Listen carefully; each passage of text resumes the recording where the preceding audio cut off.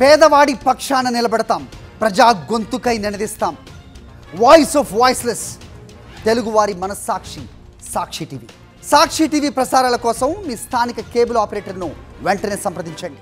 Kollywood star hero Vijay సేతుపతిపై ఓ అమ్మాయి చేసిన ఆరోపణలు ఇప్పుడు తమిళనాడులో దుమారం రేపాయి.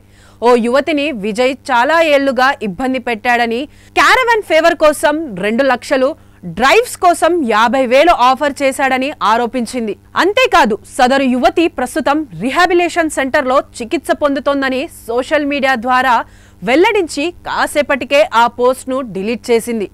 కోలీవుడ్లో డ్రగ్స్ కాస్టింగ్ కౌచ్ కొనసాగుతుందంటూ రమ్య మోహన్ అనే యువతి మంగళవారం మధ్యాహ్నం ఎక్స్లో ఓ పోస్ట్ పెట్టింది.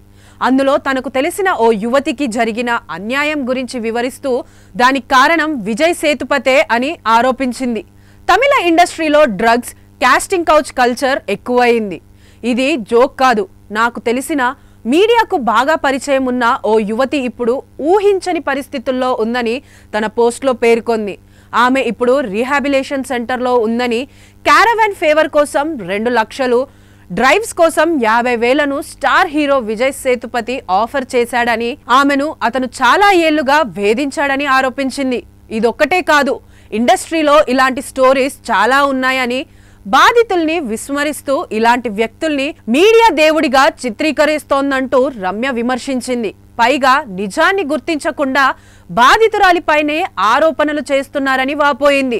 డైరీ, ఫోన్ చాట్ల ద్వారా ఆ యువతి అనుభవించిన బాధ బయటకొచ్చిందని, ఇది కట్టుకథ కాదు, ఆమె జీవితం, ఆమె బాధ అంటూ మరో ట్వీట్ చేసింది. విజయ్ పై ఆరోపణలు చేసిన ట్వీట్లను కాసేపటికే ఆమె డిలీట్ చేసింది. దీంతో పెద్ద ఎత్తున ఆమెపై విమర్శలు వచ్చాయి. నువ్వు చెప్పింది నిజమైతే ఎందుకు డిలీట్ చేశావంటూ నెటిజన్స్ రమ్యపై మండిపడ్డారు. దీంతో దానికి వివరణ ఇస్తూ రమ్య మరో ట్వీట్ చేసింది.